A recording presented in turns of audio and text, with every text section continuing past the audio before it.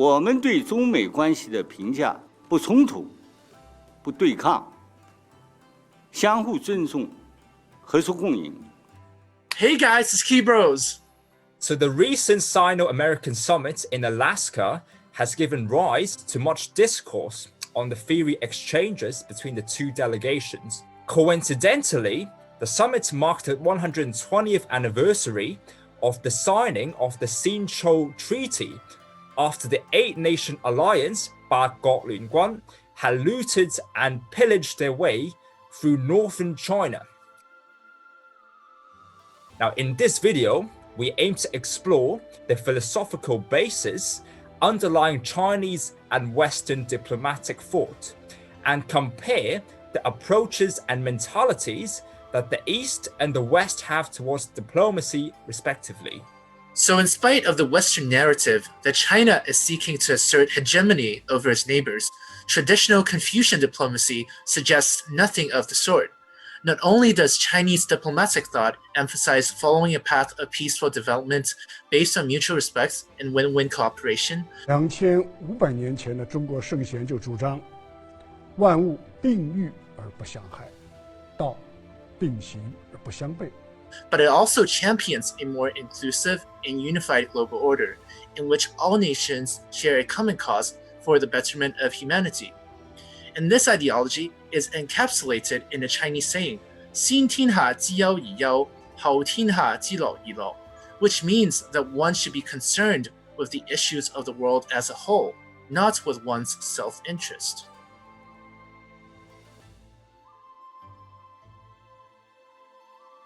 In a study conducted in 2017, 94% of American professors who had been interviewed claimed that they were better than average. Now, there's nothing wrong with confidence at all, but this sort of self-inflation can explain why the West sees its values and beliefs as universal. Former Arkansas Governor Mike Huckabee has said that to deny American exceptionalism is in essence to deny the heart and soul of this nation. We are indeed an exceptional nation.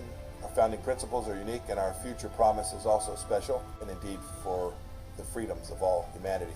We cannot afford to return to the days when America sacrificed its natural leadership. So with this sort of mentality, it is to no surprise that the West has constantly sought to impose itself, especially its values, upon the rest of the world. America values human rights. We don't always live up to our expectations, but it's a value system. The result of this self-righteous outlook is succinctly summarized by the American journalist John Flynn.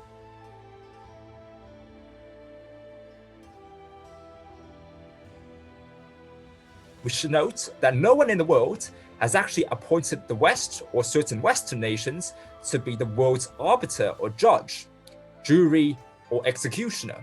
Xin Chou Treaty of 1901 was a clear testament to what would have happened to China if it had been in a vulnerable position like Iraq, Syria, Afghanistan, Libya, etc.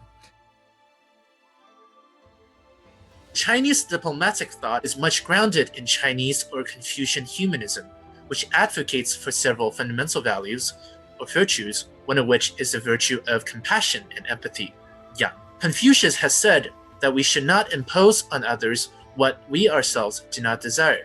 己所不欲，勿施於人. And this tells us why mutual respect and concurrent development is vital to contemporary Chinese diplomacy.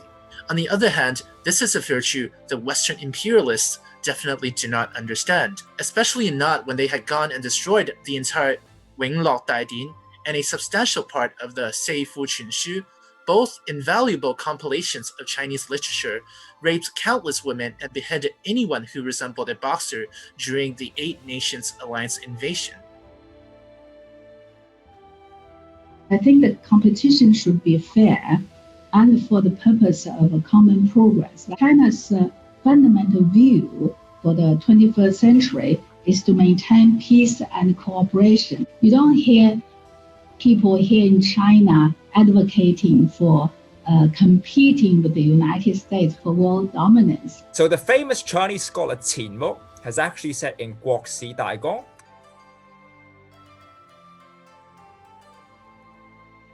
So what this means is that while the West is focused on the struggle for power and dominance, We're going to deal with China effectively. That's not going to happen on my watch because the United States is going to continue to grow and expand. China, especially Chinese culture, always strives for long-term stability and harmony, no matter internally, but also externally. Now, according to 論語子路，君子和而不同，小人同而不和。So on the global stage, we can see that China is willing to compromise with other nations. For example, like with Russia. Western countries, on the other hand, when they impose their ideology on other nations, for example, we can see the invasion of Iraq, which is committed by the US, UK, Australia, etc., that will fall into another category.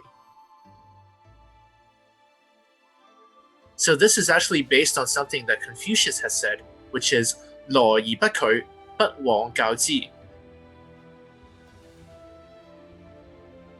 我们不照搬外国模式，也不输出中国模式，从不要求别国复制中国的做法。And this is definitely not applicable to America's spreading of its conception of democracy. So in contrast to this sort of imposing behavior, Fu Ying, a high-level Chinese diplomat, has said that Chinese diplomats should uphold the spirits of humility and tolerance, and also adhere to communication, learning, and openness. America has a few things to learn from this quote. That sounds very Western. Losing control of a country, a sovereign country. Not controlling a country. We never control the other countries. We don't want to be controlled.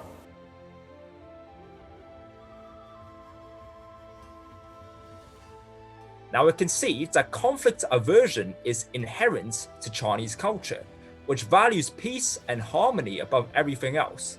Even Sun Tzu, the military theorist, has emphasized that generals should seek to defeat your enemies without having to fight them. In Chinese, is 不戰而屈人之兵. So he also suggested that the best tactic in warfare is to use diplomacy and negotiation peacefully. Only that if it fails, the general should engage in battle. So when conflict arises, China seldom chooses open confrontation over diplomatic resolution. For example, in the South China Sea disputes, China has actually signed numerous memorandum of understandings with countries like Malaysia, Brunei, Vietnam, and the Philippines, agreeing to resolve their matters peacefully. Military strength to keep the peace. So this administration has made historic investments to enhance our armed forces, to focus their efforts and bolster our primacy in the region. And also, China has actually acted as the mediator, or in some ways a middleman, for some international conflicts in the past, for it has stayed rather neutral in the Shia and Sunni conflicts in the Middle East, and has even offered to do some mediation work for the Israel-Palestine conflict quite recently, because the US is not trusted by the Muslim world.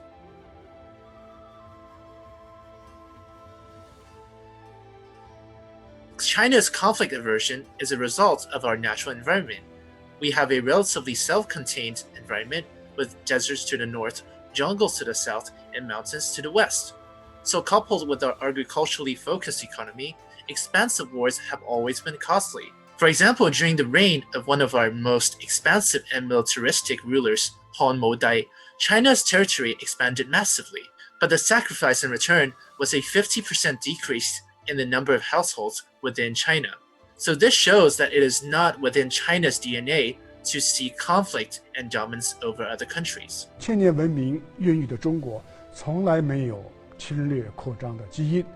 So China values maintaining mutually beneficial and friendly relations with other countries. From 左傳引公6年, it says that 親人善鄰，國之寶也. China has actually extended the olive branch towards the US, UK, and other countries. This has been rejected many times by certain Western countries who want to focus on ideological conflicts rather than practical, mutual, beneficial, win-win cooperation.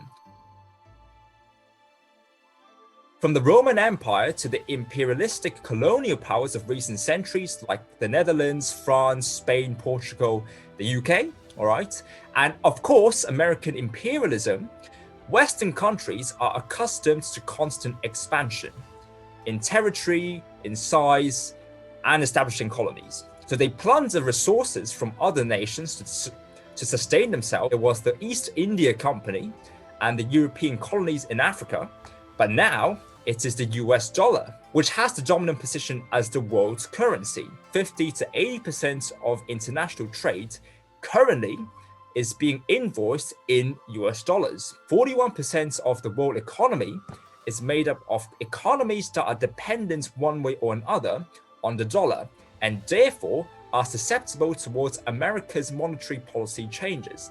That's why we can now see there's actually a trend of de-dollarization happening between countries on the Belt and Road. For example, China, Russia, Turkey, Iran have agreed to trade with each other not using US dollars, but in each other's currencies like the Russian ruble, the Chinese yuan, Turkish lira, etc., etc. This hegemonic mentality of the West through its monetary domination is fundamentally different from ours here in China and Asia.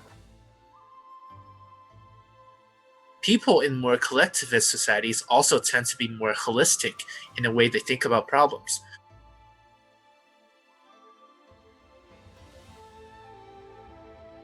This is actually a quote from a BBC report in 2017. So we can see from this that Chinese diplomatic thought is pragmatic and practical, while Western countries are more concerned with ideals and ideology. So in an international context, China actually respects the sovereignty of other nations to resolve their own internal affairs, while Western countries are often quick, and too quick arguably, to criticize China before gaining a full understanding of the matter. To conclude, from Lao Tzu's saying, which is 道生一，一生二，二生三，三生萬物.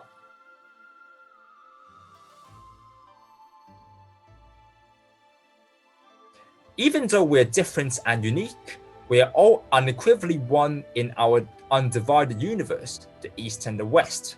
Like the symbol of yin yang, yang yang, we are incomplete without one another.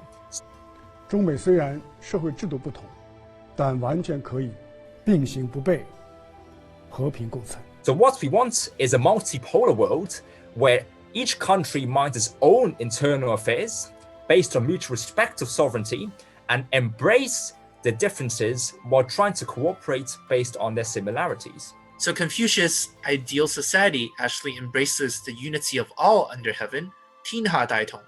But this unity is inseparable from the harmony of diverse elements, 和而不同. And in Chinese culture, we actually have 5 different elements in nature, 金木水火土. On an international stage, it's actually the same. We have different countries, different cultures, but we are all, like the 5 elements of nature, united as one in our undivided universe. So to end our video today, we'd like to leave you with this quote for you to ponder. The quote comes from Chen Cao Orjun, and the quote is, 夫和實生物同則不計，以他平他為之和，故能瘋長而勿生之.